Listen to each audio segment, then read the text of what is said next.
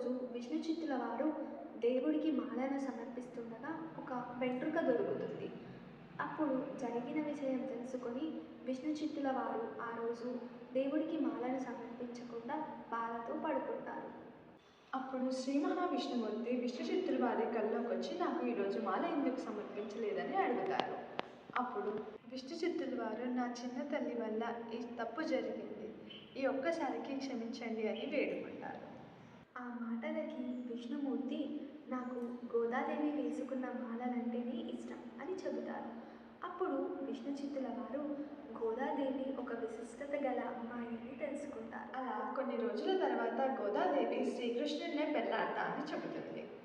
దానికి విష్ణు చిత్తుల వారు మనలాంటి మనుషులు దేవుడిని ఎలా పెళ్లి చేసుకోగలరు అని చెబుతారు. అప్పుడు గోదాదేవి శ్రీకృష్ణుడిని ఎవరూ మెప్పించలేరా అని అడుగుతుంది. దానికి